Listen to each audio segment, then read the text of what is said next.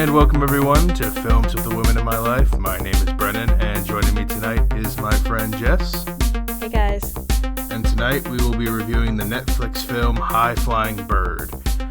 This is a movie that came out a couple months ago in February. Jess, you recommended this movie. Had you heard of it before, or was it just based off of like a rating, or? No, I haven't heard of it. I found this movie just online searching for just popular things to watch on Netflix. I saw on Rotten Tomatoes it got a 92%, and I did recognize the lead star, Andre Holland. So I figured I might as well give it a shot. Yeah, I think it was, I hadn't heard of it either. I think I'd seen it come across once or twice, but obviously it came out in February. We hadn't had the show going yet, so I think this is definitely a good one to go back to. I'll give a quick plot summary before we get into our ratings. So High Flying Bird. In the midst of a pro basketball lockout, sports agent Ray Burke, played by the aforementioned Andre Holland, finds himself caught in the face-off between the league and the players. His career is on the line, but Ray is playing for higher stakes. With only 72 hours to pull off a daring plan, he outmaneuvers all the power players as he uncovers a loophole that could change the game forever. The outcome raises questions of who owns the game and who ought to. So that synopsis makes it sound like it's like a high-octane thriller. Jess, would you describe this movie as like a action thriller? No, this is like your grandma's action thriller of, like, I don't know, eating a prune sandwich. It was not... A prune sandwich. I mean, I just ate a sandwich. I guess sandwiches are on my mind. But, I don't know. It was definitely not a thriller, definitely not exciting. It was pretty bland. The blandest basketball could ever get. And there was no basketball shots. I thought there'd be some cool, like, rivalry, and you'll see the fans screaming and, you know, the ball dribbling and everything, but there was really none of that. No, like, so the whole movie is based on an NBA lockout. So the whole thing is it's basketball players and their agents and the owners and all the people associated with the NBA, what they're doing when the NBA is not in session. And it's kind of depressing to start with. You start with Andre Holland, who's Ray. He's the agent to Eric Scott, an early draft pick. He's played by Melvin Gregg. Not in a whole lot. I think he's in a TV show called American Vandal. He's in Sharknado 3. So not a whole lot yet for this guy that I've heard of, but up and comer. And that so Andre Holland represents him. His assistant in the agency is Sam, played by Zazie Beetz. People will probably know her from Deadpool 2. And so that's kind of how we start the story off, and then we're introduced to some more characters and some, antagonists as we go along, a couple of different levels of antagonists. But before we go much further in the movie, I'll describe the way we rate each movie, and then we can go from there. We rate things here at Films with the Women in My Life on 4 criteria: the plot, the characters, the visual and sound, and the overall resonance and feel of a film. So starting with the plot, Jess, what did you think of the plot of High Flying Bird? Yeah, I wasn't too into it. I thought that based on the description, it looked a lot more exciting than it really was. But I would not call this a page turner. I don't know the equivalent of a page turner to movies. I guess an eye-opener. The film turner. Turner. I don't know. But whatever the equivalent is, I did not see it as one. I had to definitely keep myself paying attention. I thought, again, it was going to be more action shot and basketball, but it really wasn't. It was kind of like the back office of what goes on in basketball with a very monotone setting. I don't know. It wasn't anything that I would be too crazy about. If you could give it a number from like a 1 to 5, what do you think? I think a 2, and that's wow. generous. Wow, really, really not loving the plot. So yeah, not too much.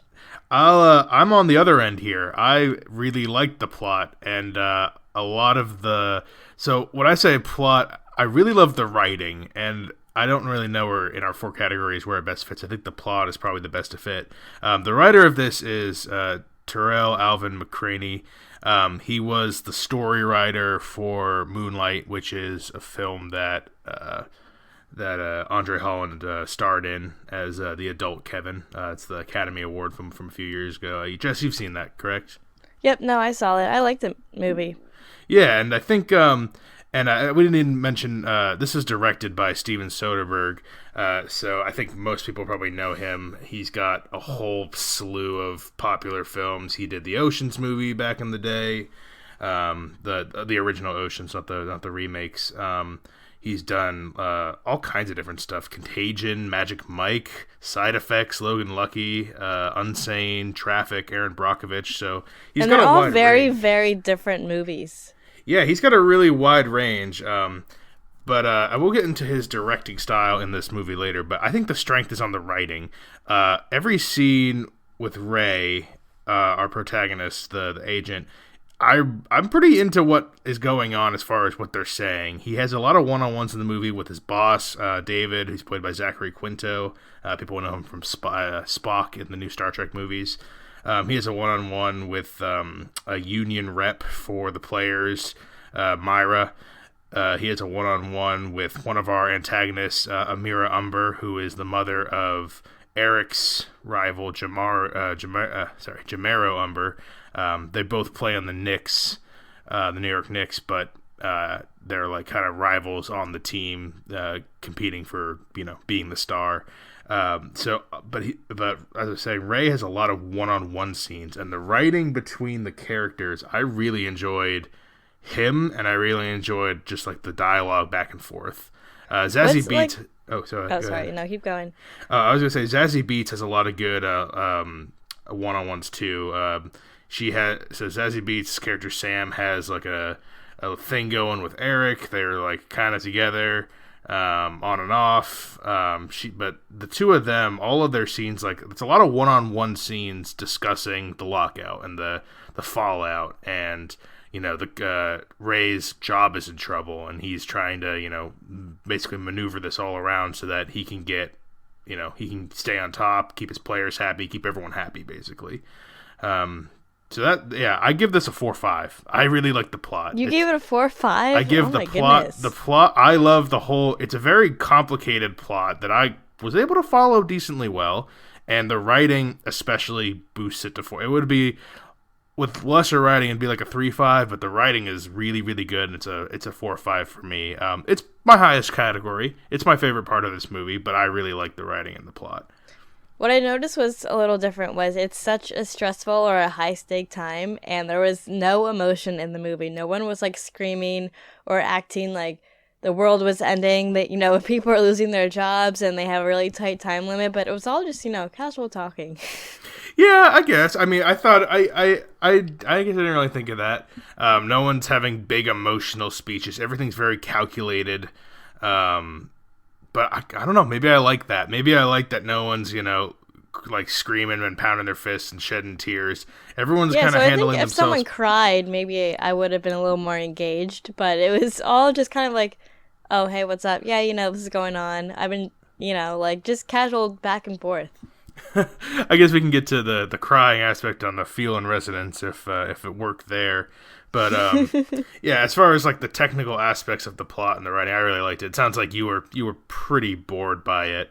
We don't have to go through this movie beat by beat because for the most part, it's just Ray kind of running around trying to get all these pieces in place so that basically you don't really know his motive until the end. His motive was just to get the lockout to end in 72 hours. That was his plan the whole time. There's kind of a plot going where he's trying to get the players to like, it's kind of be like professional boxing where they're like independent people and they don't answer to a team. They make the money themselves. He's talking about making deals with streamers like Netflix and Hulu to try to have like these special one-on-ones and 3-on-3 games that are outside of the NBA with all the players though, so that the players can make a good majority of the money and circumvent the channels of the NBA.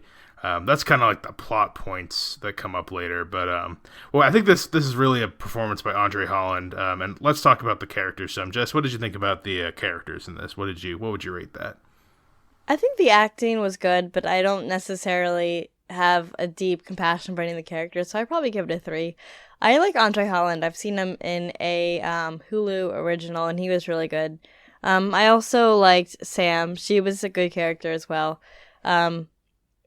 I feel like I liked how independent she was. I mean, at the very end, she said she wanted to do her own thing, which I feel like we all kind of saw coming. But she kind of did her own thing while being Andre's assistant the whole time, anyway. Yeah, she was definitely independent this whole time. She doesn't ever feel like a cog in a machine, even though she technically is. Like she seemed like she seemed like a player on the board and not just a pawn. So that her character and Ray, I think, were definitely the standouts. What did you think of some of our other supporting? Like Eric's our main basketball player. Did you think of him? No, I thought they did a fine job. Again, nothing really stood out to me, but I mean, the acting was fine, and I really liked how back and forth in the movie it goes to the actual players and their take, and then it goes back to the movie. I felt that really brought it together as well.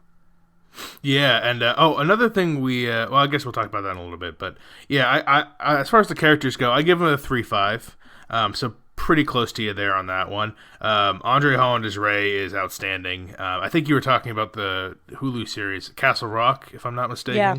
Yeah, and he's also on American Horror Story, one of the seasons there. He's on the show The Nick. We already said he was in Moonlight, but he's been around the past couple years, and he is really, really, really good in this. I follow him the whole way. If it were not him performing it, I think all of my scores across the board would be lower, but he really carries this from being middling to good for me. And yeah, Zazie Beetz' character Sam is really good. I liked Melvin Gregg as Eric Scott. I didn't know him from anything, but I thought he played, I don't know what he's like in real life, but I thought he played his character really well. Did you notice one of the kids, so we haven't mentioned, Ray knows this older guy, Spencer, and he runs it's kind of like an inner city peewee basketball league, something like that. And the player or the NFL NBA players go there every year to give like a pep talk or whatever. And one of the kids there is his credited as Darius is Caleb McLaughlin. He's the one kid from Stranger Things. He's really? Yeah. What's his name in Stranger Things? I can't remember his name. Yeah, no, I know what you're talking about. I can't think of it either. But actually, now going back to what you said about Spence, I did like his character a lot.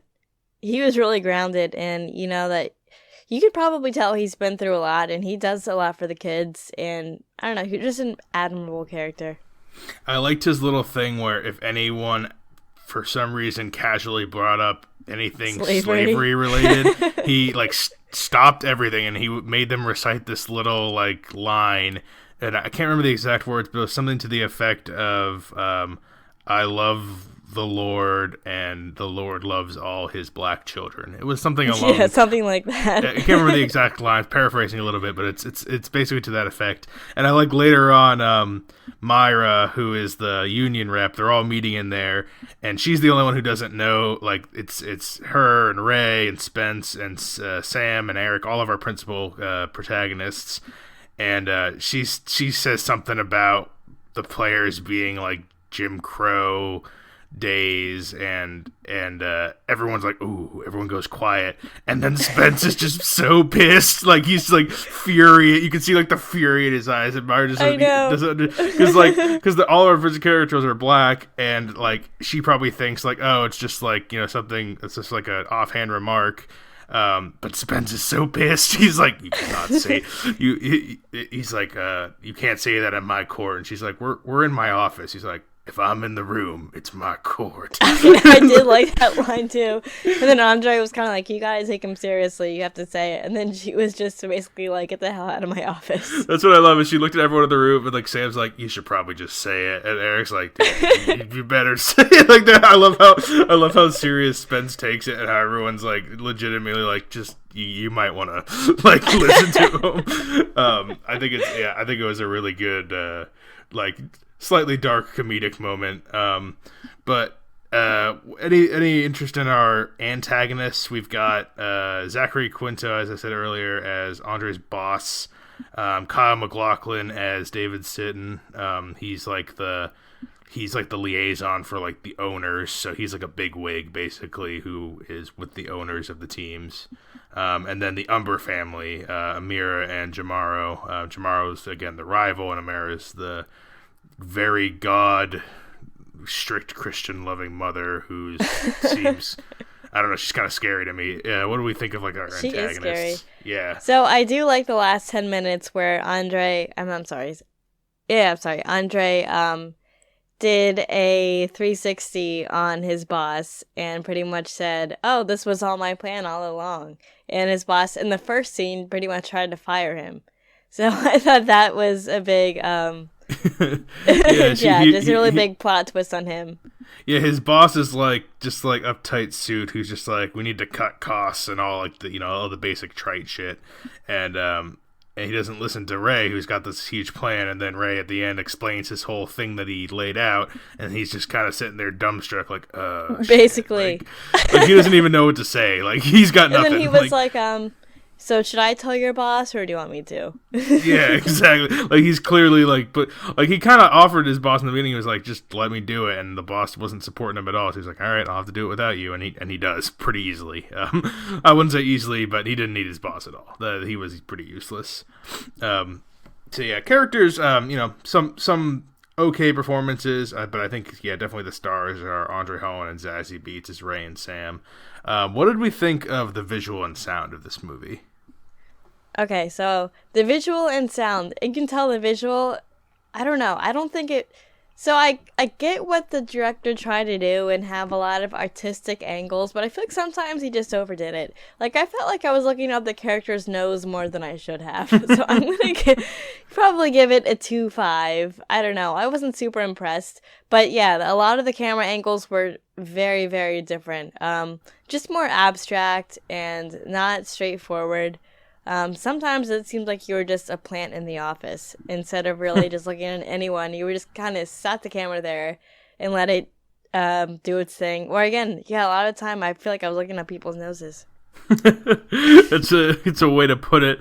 I'm with you on the. I didn't love the visual and sound of this. I also gave it a 2.5. This is like a lower point in the movie, and it's weird to say it about Soderbergh, who's clearly made a lot of really good movies. But his directing in this kind of, I think it's the reason it's kind of boring at parts, because I think the script is so well done, and I think all the acting is competent to good, but the direction is, I don't know, it feels sterile, like a lot of over the shoulder point A, point B shots, like here's person talking, here's other person talking, and it's a lot of that back and forth. I think there's ways to make it a little more interesting.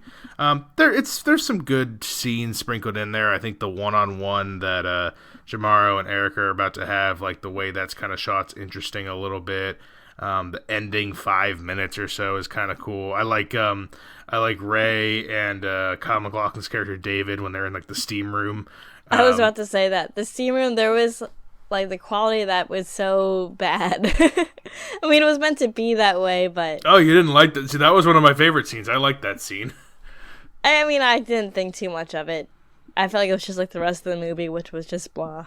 Yeah, I guess the stuff with Kyle MacLachlan towards the end, where so Kyle MacLachlan, whose character is David, he's on behalf of the owner, so they're the ones who like don't want to pay the players more. Basically, is the bottom line, and you see him struggling in the last. They do it over like a 2-day span, but they tell it backwards.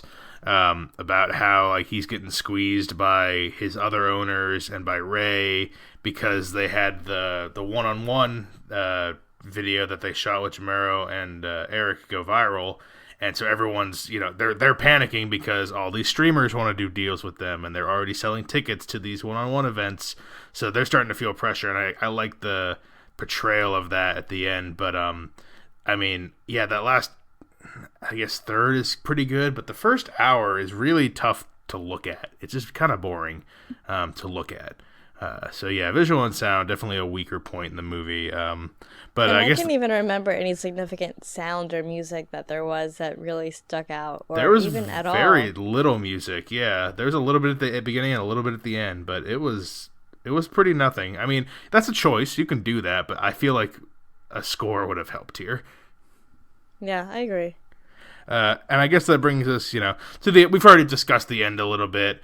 We don't discuss that Eric fires Ray hastily, not knowing that Ray planned this whole thing out. He thinks that he was just using him. I don't really understand that. I understand his character motivation a little bit, but the fact that he couldn't just wait 5 seconds and have Ray be like, "Oh, I planned the whole thing out. The strike and the thing's gonna end, and you're gonna have your job." Like, I mean, you can tell from the beginning that Eric is definitely really irrational and just goes with the first thing that he sees. No, yeah, we definitely see at the beginning. He takes out a loan he doesn't need because the guy sweet talked him, and Andre's going, I'm like, dude, look, don't do that. Like, why are you doing that? Like, you're not rich yet. You're a rookie on a deal, and now we're in a lockout, and now you can't pay your loans. Like, look what happens. Like, the kid doesn't think. I mean, he's a kid, so obviously, like, he's like 21 or whatever, so he's not gonna be all money smart, I guess. But yeah, and so. I guess, yeah, so he fires him. We see Ray do the turnaround in his boss. The last scene of the movie, I don't quite understand. So Zazie Beetz and Eric are in the apartment that Eric owns, and she opens up this package and reads this book about like the rise of the black sports. Or the rise of the black athlete. And she gets way into this book too. Like she's. Oh yeah, this is the only time there's music. Is she's like turning the pages. It's like, like that's the only time there's music is when she's reading this book at the very end, and then it cuts to her looking at Eric and be like, "You got to read this book," and then that's it. That's the end. It just ends right there, and I'm kind of like. Do you recognize who the author of the book was? Was it anyone significant? I didn't see who it was. I mean, I saw there was a name, but I didn't. I couldn't remember if it was any of the characters. I think we might just not realize, but I think it's probably a famous book because the way it's all shot. It's. I mean, I don't know a whole lot about the history of athletes and the pay structure or like how any of that goes down. So it's not a field I understand really, but it seems to me that book probably had some sort of significant influence in the past over something, as far as the owners make all this money off of the players, and it's the players who are really doing the thing. Kind of related to like think of like college sports, where the college players do all this all the work, and they can't get paid. All they can get is they can get a free ride, and they can get like certain incentives, but not really because it's all restricted by like the NCAA. I think it's kind of similar to that on like the pro level, where the pros, like the big names, they were saying make all the money, but the other players, they kind of get screwed. Yeah, it probably has something to do with that. But yeah, I feel like if we Googled what the book actually was, it would make more sense of what the ending portrayed. Probably, and I guess even if that's the case, even if that book is like a famous book and this was like some giant revelation, not a strong way to end for me. I think the ending probably should have just been when Andre Holland's character told off his boss and basically got his job. I think it could have ended right there and had a pretty satisfactory ending. I think this last 45-second little thing in the apartment, I don't know, does it feel, what do you think about it? Does it feel tacked on, or do you think it adds to I the think movie? If maybe they mentioned the book earlier in the movie and they kind of brought it back together, that would make something. But yeah, I feel like it was this realization that came together, but it's nothing that the audience would know without prior knowledge of what the book actually was. So if you knew what it was, maybe it meant a lot to you. But if you're like us and you don't know what the significance of that book is, it really wasn't necessary. Is it the Bible they were talking about early in the film? Remember at the very beginning he handed them a packet or something that said, like, this is the Bible, don't open it here. Was it that book? Is that what it was? I don't remember.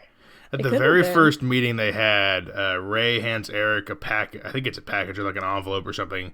And he's like, this is the Bible. And he's like, I read the Bible. And like, not that Bible, the Bible. Like, not the Bible, like the Bible. Like, it's a metaphor. Like, it's not really the Bible. I didn't think about that. Maybe it is. I think it probably is. That makes sense story-wise.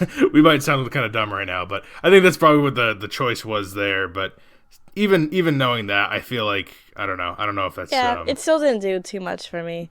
Yeah, it didn't. I don't know if it stuck the landing. So we've reached the end. What do you think of the overall resonance and feel of this movie? Again, I would say 2-5. It really didn't leave anything home for me at all. One thing I do remember is when Andre was giving a kind of a speech in front of the high schoolers, and he was talking about the journey of him and his cousin, where they both loved playing basketball, and then one summer later, his cousin got this huge growth spurt and actually turned into a basketball star, and Andre was his manager. Then Andre is talking to Sam later, and Sam said something about his cousin being gay and asked him, do you regret having to told your cousin to keep his secret? And then Andre said, no, I don't regret it because I protected him. But you also learned that his cousin died, so you kind of figure it's because he was repressed with being gay and all that stuff. So that's kind of one thing that went home. I know a lot of that stuff is really public now, but about, being a basketball star or just anything famous and being gay and being in the public eye, that's always something that is, I'm sure, a struggle. So that part was a little conflicting and had some resonance, but other than that, nothing too much had a really big impact. Yeah, I would agree. I think that for that scene is probably the most. That's where you feel the most is when he gives that little speech to the Pee Wee basketball kids. And yeah, I think it's probably implied that his brother might have killed himself, maybe. Or yeah, I figured it was drug use or suicide or something like that. Yeah, something that somewhat self-inflicted in some way, probably having to do with having to cover up that he was gay. And he's not an old guy, but an older guy, so we can assume this was at least 15, 20 years ago. I mean, even then, being gay publicly was different than it is now. Now I think it's probably easier than ever, still with challenges, of course, but compared to 15, 20 years ago, it's different. So I think that scene works the best, but I'm gonna agree. I mean, I give it a 3 just because I really like Andre's character across the board. I root for him, which is something that I definitely look for with Feel and Resonance. But nothing else. Yeah, you're right. Like everything else is a little flat. Even Sam, who I like as a character, I don't get emotional about her. I kind of feel like she's fine, and the events don't affect her in the same way as everything else. Like I feel like she's gonna be okay no matter what happens. Like she's always gonna land on her feet, so that kind of takes like some of the feel out of it, just because I know she's fine. And yeah, no one else do I have such a close connection with, but Ray I definitely have a connection with, so a 3 there. I do like how the actual basketball stars, how they have a little excerpt. They do give their insight on what they think of what happened and just kind of give some overall moral values to the audience. So I did like that part too. Yeah, I think that was one thing we didn't mention in visual or sound, which kind of helps me a little bit with the 2.5 rating on that. But we get 3 basketball players who are real-life basketball players: Reggie Jackson, Karl Anthony Towns, and Donovan Mitchell. I'm not a huge basketball fan, but I follow it a little bit. I knew Karl Anthony Towns, who plays for the Minnesota Timberwolves. I didn't know the other two. I think Reggie Jackson, he was drafted by the Thunder. He plays for the Detroit Pistons now.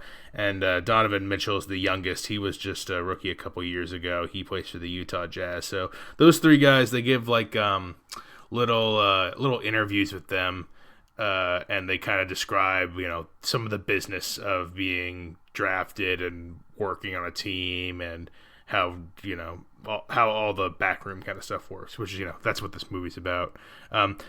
On those interviews, did you notice that they were all looking up? Do you know what that was about? No, I guess, I figured the camera, which is odd, so I don't think I really picked up on that. Because the camera was on them, but they were all looking up, and I was trying to look at their eyes and see if it looked like they were reading something, like a prepared statement, and they might have been, but it didn't even look like they were reading. It just looked like they were all looking up. I didn't know if that was supposed to mean something. I was kind of confused by that choice. Yeah, I guess I didn't really notice that, but it didn't even sound like they were reading anything. It didn't seem scripted at all. No, it seemed pretty from the heart, like pretty just, this is how it is kind of thing. Yeah. But yeah, so overall, Jess, we've talked about pretty much the whole thing now, and it sounds like you're a little on the fence. Do you recommend? I think I would recommend to a specific audience. Like, I know you would appreciate a movie like this. People with more of an artistic feel to movies, I would, but I mean, this isn't something I would watch again or watch anything similar to. But I can definitely see how some people can't appreciate it. Yeah, I think that's pretty good. I think this isn't quite for everyone. I think if we look at the critical scores, like in the high or mid 90s, but the user score is in the 50s or 60s, which I think is probably pretty accurate. This is good if you're a big film fan. I think this has enough there to be interesting, and Soderbergh's a big director, so if you follow any of his work, you kind of know you're going to be in for at least something of decent quality. I give it a recommend. Not a strong recommend. It's like a mild recommend. If nothing for the really, really strong writing and our main character Ray. Those are the easy strong points of the movie. Like I said, the visual and sound is kind of uninspired, and there's just some problems with overall like the feel of the movie. But our main character is really strong, and the writing is razor sharp. It's really, really good. I love the writing of this movie. So if you're a diehard film fan, then it's probably something you want to check out. If you're interested in the background of basketball behind the playing, if you're interested in the playing of basketball, no, this is not the movie for you. But if you're interested in the business of basketball or some of the behind the scenes, I think this is a pretty good indicator for that. So I recommend with some caveats, it sounds like, from us, whether or not you would like this. And despite it being a slow moving movie, it's pretty short. It's only 90 minutes, so it doesn't go by forever, but it is slow moving. Yeah, 90 minutes is the right choice for this. It's a long, even for me, someone who probably enjoyed it more than the average person would, it's a long 90 minutes because it's pretty much talking, and because the directing is kind of sterile and staunch. Anything longer than 90 minutes would feel like a drag, but I think because of that, it's tight enough. And that's the thing, is the plot and the writing is very airtight, so there's not a lot of loose ends hanging there. It's kind of heady in its concepts, but overall, I think it works on that level. So yeah, that's what we thought of High Flying Bird. Coming up in the month of April, we have, I think next week, we're going to review Pet Sematary. Jess, I know you'll be on finally. For that one. Yes, yeah. I've been waiting for this to come out for some time. Jess is real hype for Pet Sematary. I'm somewhat lukewarm. Have you seen the original Pet Sematary, Jess? I didn't even know there was an original. Was it spelled with a C, or was it spelled with an... Well, no, this is Stephen King, right? It's based off a Stephen King novel, and it's the I didn't know there was an... Oh, so there was a movie first? There was a movie. I have not seen it. I've seen clips. It does not look like my taste. I guess of all of our hosts, you're probably the horror movie aficionado. You're the one who likes horror movies. I do. Yeah. I guess, not... you haven't sseen the prior one, neither have I, but we'll both be on for that one, and we'll also have a special guest who we have not had on yet. Excited for that. But yeah, more streaming reviews to come definitely in the month of April as we work our way to the giant block of blockbuster releases that is May. May is going to be loaded with films that are in feel theaters. Free to give us any recommendations too of what you like on Netflix, Hulu, Amazon, or whatever, because we got it all. Yeah, if you want to reach out to us, we have our Facebook page, Films with the Women in My Life.